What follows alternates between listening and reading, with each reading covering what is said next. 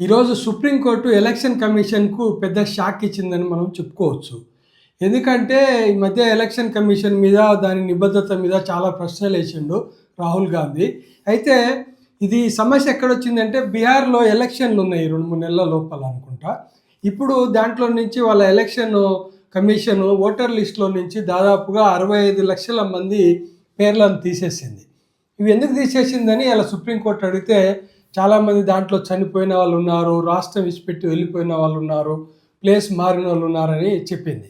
చెప్తే సుప్రీంకోర్టు ఏం చెప్పింది అంటే వచ్చే మంగళవారం లోపు ఆ లిస్ట్ అంతా కోర్టుకు తీసుకురావాలా. అలాగే ప్రతి జిల్లాలో, ప్రతి మండలంలో, ప్రతి ఊర్లో వాళ్ళ మండల ఆఫీసులలో, ఊర్లో పంచాయతీ ఆఫీస్ ముందల డిస్ప్లే చేయాలి. అంటే ఎవరి ఓటర్ల లిస్ట్ నుంచి ఎవరెవరి పేర్లైతే మీరు తొలగించారో, ఎందుకు తొలగించారో అనేది డిస్ప్లే చేయాలనేటువంటి విషయాన్ని ఈసీకి తెలియజేసింది.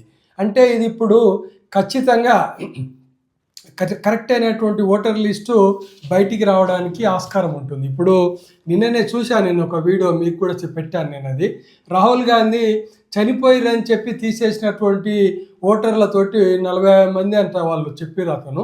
వాళ్ళతోటి టీ కూడా తాగిండు. అంటే వాళ్ళు ఓటర్ లిస్టులో చనిపోయిన వాళ్ళ కింద లెక్క.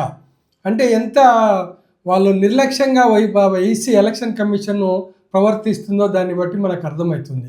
బ్రతుకున్న వాళ్ళ పేర్లను చనిపోయిన లిస్టులో పెట్టిర్రు అంటే అంతకంటే దౌర్భాగ్యం ఏముంటుంది దేశంలో.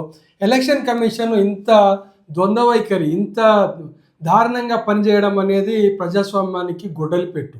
ఈరోజు సుప్రీంకోర్టు ఇచ్చినటువంటి ఆర్డరు ప్రజాస్వామ్యానికి చాలా చేయూతనిస్తుంది. అంటే ప్రజాస్వామ్యాన్ని నిలబెట్టడానికి ఇలాంటివి ఎంతో అవసరం కూడా.